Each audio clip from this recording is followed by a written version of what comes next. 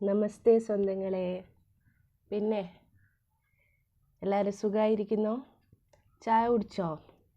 ഇന്നിവിടെ ഞാൻ ചായ കുടിച്ചിട്ടില്ല കേട്ടോ. ഇത് പിന്നെ മക്കൾ ഇന്ന് സ്കൂളുണ്ടല്ലേ, കഴിച്ചു പോയതാണേ.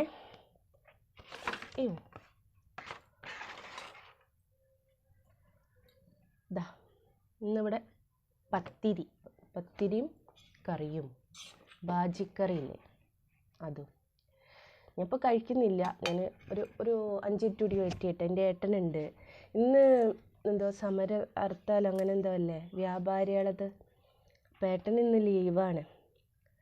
അന്നിപ്പോൾ ഏട്ടൻ മക്കളെ ആക്കാൻ പോയതാ. മക്കളെ സ്കൂളിലേക്ക് ബസ് വരും, അതിന് പോയതാ. ഇപ്പോൾ വരും. പിന്നെ ഇത്തിരി ചായ കുടിച്ചേക്കട്ടെ.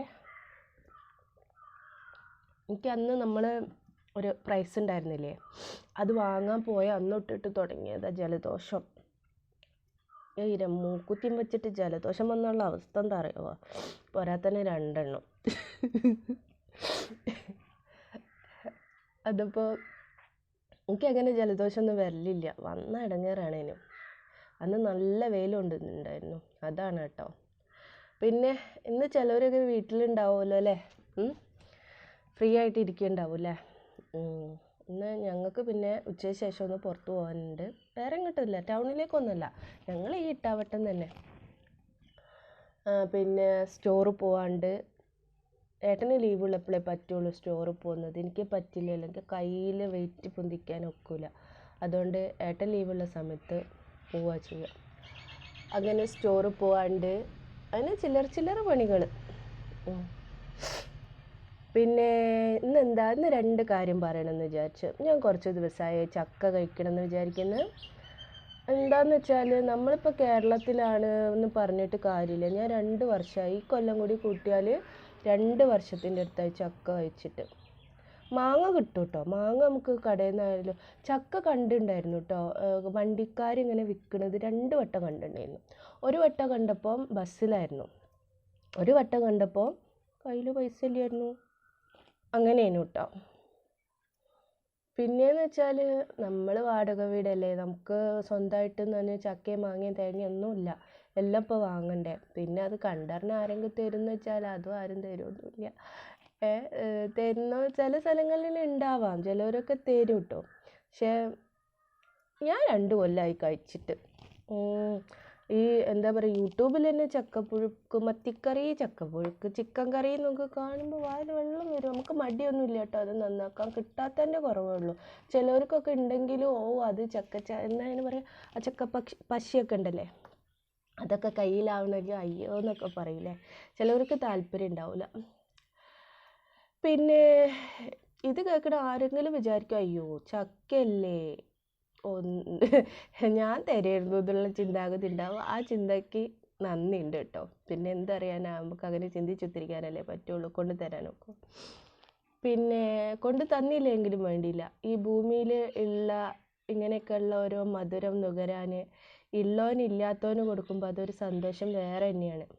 ഇപ്പോൾ നോക്കി എനിക്ക് ആരെങ്കിലും എൻ്റെ മുന്നിൽ ഇപ്പോൾ ഒരു ചക്ക എത്തിച്ചിട്ടുണ്ടെങ്കിൽ എനിക്കതെന്താ പറയുക, വേഴാമ്പൽ മഴ കണ്ട സന്തോഷമായിരിക്കും.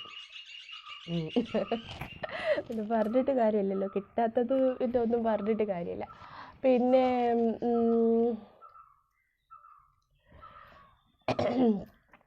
അതുകൊണ്ട് നിങ്ങളെ വീട്ടിൻ്റെ അടുത്തട്ടോ നിങ്ങൾ കൊടുക്കുന്ന ആൾക്കാരൊക്കെ തന്നെയായിരിക്കും. എന്നാലും ഞാൻ പറയാം, എസ്പെഷ്യലി വാടകക്കാർ എൻ്റെ കൊടുക്കണം കേട്ടോ. അവർക്ക് ഇപ്പോൾ ചോദിക്കാനും മടിയ നാട്ടുകാരാണ്. എടാ സുരേഷ്, എടാ ബാബു, എൻ്റെ അടുത്ത് ചക്കല്ലേടാ, ഒന്നിങ്ങ് തന്നേക്കെന്ന് ചോദിക്കും. പക്ഷെ വാടകക്കാരൊന്നും അങ്ങനെ ചോദിക്കില്ലല്ലോ. ഈവൻ ഞാനടക്കം അങ്ങനെ തന്നെയുള്ള ആളാണ് കേട്ടോ. ഒക്കെ തന്നാൽ വാങ്ങും, ചോദിച്ച് മേടിക്കുന്ന ഒരു സ്വഭാവമില്ല കേട്ടോ. അപ്പം തന്നാൽ വാങ്ങുക, എനിക്കത് തരുമോ എന്നുള്ളത്. ഇതൊക്കെയെന്ന് വെച്ചാൽ ഓരോരുത്തരും ഇഷ്ടമല്ലേ, നമുക്ക് തരുന്നതും തരാത്തതും ഒക്കെ. അപ്പം ഈ ഭൂമിയിലെ മധുരം ഇല്ലാത്തവരും നുകരട്ടെ, അതൊരു കാര്യം കേട്ടോ. പിന്നെ ഒരു കാര്യം എന്ന് വെച്ചാൽ ഇതിൽ ക്യാപ്ഷൻ കൊടുത്തിനു വർഷങ്ങളായിട്ടുള്ള എൻ്റെ കൂട്ടുകാരൻ. വേറെ ആരുമല്ല, നിങ്ങൾക്കും ഉണ്ടാവില്ലേ കൂട്ടുകാരൻ? ജീവനുള്ള വസ്തുക്കൾ തന്നെ ആവണമെന്നുണ്ടോ കൂട്ടുകാരൻ? ഇല്ലല്ലോ. എനിക്ക് എൻ്റെ കൂട്ടുകാരൻ കണ്ണാടിയായിരുന്നു കേട്ടോ. എൻ്റെ ദുഃഖങ്ങളും സന്തോഷങ്ങളും ഒക്കെ കാണിച്ചുകൊണ്ടിരുന്നത് കണ്ണാടിയിലാണ് കേട്ടോ. കാരണം രാവിലെ ഒരു 8-8:30 മക്കളും ഏട്ടനും ഇറങ്ങിപ്പോയാൽ വൈകുന്നേരം 4-4:30 വരെ ഞാൻ വീട്ടിലായിരിക്കും. രാവിലെ പണി കഴിഞ്ഞിട്ടുണ്ടാവും. ഭക്ഷണമൊക്കെ കൊണ്ടുപോകണ കാരണം രാവിലെ പണി കഴിഞ്ഞിട്ടുണ്ടാവും. അന്നപ്പോൾ വീട്ടിൽ തന്നെ ആയിരിക്കുമല്ലോ. അപ്പം നമുക്ക് എന്താ പറയുക, ഫോണ് ഉപയോഗിക്കുന്നവരാണെങ്കിൽ അങ്ങനെ, ഞാനങ്ങനെ ഫോൺ ഉപയോഗിക്കാറില്ല. ഇപ്പം ഞാൻ പറഞ്ഞല്ലോ, ഇപ്പോൾ ഇതാ ഇങ്ങനെ യൂട്യൂബിൽ വീഡിയോസ് ഇടാനും പിന്നെ എനിക്ക് ക്ലാസ് ഉണ്ട്, അത് കാരണം ഫോൺ ഉപയോഗിക്കുന്നത്. ഫുൾ ടൈം ഒന്നും ഫോണിൽ ഉപയോഗിക്കാറില്ല കേട്ടോ. ഇപ്പോൾ ഇതാ ഈ എഡിറ്റും കാര്യം അപ്ലോഡ് ചെയ്താൽ തന്നെ ഫോൺ എടുത്തെടുത്ത് വെച്ച് ഞാൻ എൻ്റെ പണിയൊക്കെ ചെയ്യുക, അത്രേ ഉള്ളൂ. അല്ലാതെ ഫോണിപ്പോൾ നമുക്ക് ഓരോന്നും ചെയ്ത് കാണിച്ചു തരുമോ? നമ്മൾ ചെയ്യേണ്ട നമ്മൾ ചെയ്യുക, അത്ര തന്നെ. അപ്പം ഞാൻ പറഞ്ഞു വന്നെന്താ വെച്ചാൽ, അങ്ങനെ കണ്ണാടീൻ്റെ മുന്നിൽ സാരി ഉടുത്ത് ഒരു Gujarati style, Tamil style, Kerala style സാരിയൊക്കെ എടുത്ത് ഡാൻസ് കളിക്കുക. പിന്നെ കണ്ണാടീൻ്റെ മുന്നിൽ കേട്ടോ ഡാൻസ് കളിക്കുക.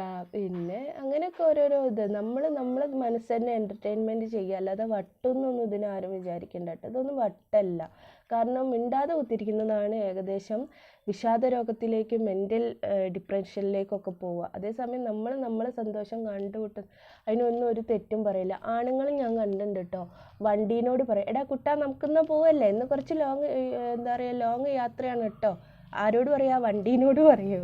2 വീലറൊക്കെ ആണെങ്കിൽ പറയും നമുക്കിന്ന് പോവാട്ടെ. ഞാനത് കേട്ടിട്ടുണ്ട്. പക്ഷെ എനിക്ക് ചിരിയൊന്നും വന്നില്ല കേട്ടോ. ഓരോരുത്തരും ഓരോ വസ്തുക്കൾ അങ്ങനെയല്ലേ കാണുക. നിങ്ങളിലും ആരെങ്കിലും ഒക്കെ ഉണ്ടാവും ഇങ്ങനെ കാണുന്നത്. പിന്നെ ഇപ്പം എന്ന് വെച്ചാൽ കണ്ണാടിയിൽ മേക്കപ്പ് ചെയ്യാൻ പോണ സമയത്ത് ഇതാക്കും കേട്ടോ, ഞാൻ കുറച്ച് സംസാരിക്കും. അയ്യോ എന്തെന്നാടോ ഇവിടെയൊക്കെ അങ്ങനെ എന്നൊക്കെ പറഞ്ഞിട്ട് നമ്മളോട് സംസാരിക്കുന്നതിന് ഒരു തെറ്റുമില്ലടോ. ഒന്ന് പറഞ്ഞു നോക്കിയേ. ആദ്യം നമുക്ക് തന്നെ ഫ്രണ്ടാവുക. അപ്പം നമ്മളെ കുറ്റവും കുറവുകളും കണ്ണാടിയിലൂടെ തന്നെ പറഞ്ഞു തരും. അത് വേറൊരു തിയറി കേട്ടോ. ഒന്ന് ചെയ്ത് നോക്കിയോണ്ടേ, ചെയ്യാത്തവരുണ്ടെങ്കിൽ. എനിക്ക് മാതിരി വട്ടമൊന്നും ചെയ്യാൻ പറ്റില്ല എന്ന് പറയും ചിലവർ. അത് ചെയ്യാത്തവർ ചെയ്യണ്ട. പക്ഷെ ചെറിയ വട്ടുകളൊക്കെ ആസ്വദിക്കാം. ചെറിയ വട്ടുകളൊക്കെ ശരിക്കും നമ്മുടെ ജീവിതത്തിൻ്റെ മുന്നോട്ടുള്ള ഒരു യാത്രയ്ക്കുള്ള തുടക്കങ്ങളാണ് അല്ലേ. ചെറിയ വട്ടുകളൊക്കെ അങ്ങനെയാണ്. പിന്നെന്നാ, ഇന്നില്ലേ ഞങ്ങൾ ഒരു 3 ഗ്രോ ബാഗോളം മറ്റേ മാങ്ങഞ്ചി കേട്ടിട്ടില്ലേ, നല്ല മാങ്ങൻ്റെ സ്മെല്ലുള്ള ഇഞ്ചി, അത് കുഴിച്ചിട്ടുണ്ടായിരുന്നു ആദ്യത്തെ വീട്ടിൽ നിന്ന് കേട്ടോ. ഇവിടെ ഇപ്പോൾ വന്നിട്ട് 3-4 മാസമേ ആയിട്ടുള്ളൂ. അപ്പോൾ ആദ്യത്തെ വീട്ടിൽ നിന്ന് അങ്ങനെ കുഴിച്ചിട്ടുണ്ടായിരുന്നേ. അന്നിപ്പം ഇപ്പോൾ പിന്നെ അതൊക്കെ പറിച്ച് ഇപ്പോൾ പിന്നെ ഒരു ഗ്രോ ബാഗ് അല്ല, തെർമാക്കോളിൻ്റെ ഒരു പെട്ടി പോലെ ഉണ്ടായിരുന്നു, അതിലാണ് ഇപ്പോൾ കുഴിച്ചിട്ടേക്കണത് കേട്ടോ.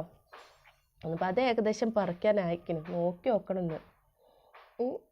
നോക്കട്ടെ. കുഴിച്ചിട്ടുള്ളത് ഞാൻ നാളെ മറ്റന്നാളായിട്ട്, നാളെ അപ്പോൾ എനിക്ക് ക്ലാസ് പോകണം. ഇന്ന് പിന്നെ ഏട്ടൻ ലീവല്ലേ എന്ന് വിചാരിച്ചിട്ട്, ഒറ്റയ്ക്ക് ഇരിക്കേണ്ടതെന്ന് വിചാരിച്ച് ഞാൻ ലീവാക്കുന്നേ ഉള്ളൂ. പിന്നെ എനിക്ക് കുറച്ച് വർക്കുകളും ഉണ്ട്. ഇതേണ്ട അടുത്ത തിങ്കളാഴ്ചയാണ് ഒരാൾ വരുന്നത്.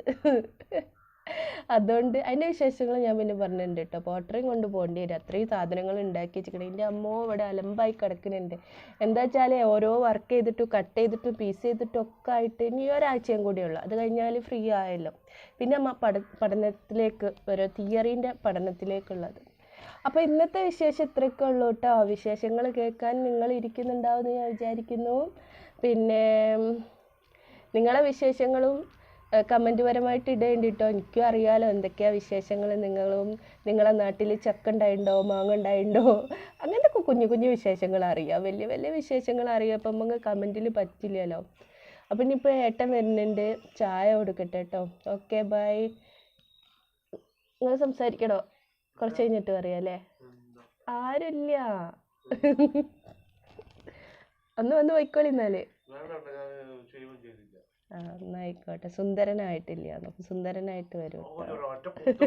വേറൊന്നുമില്ല, ഷേവൊക്കെ ചെയ്യാനുണ്ട് കാരണം. Okay bye.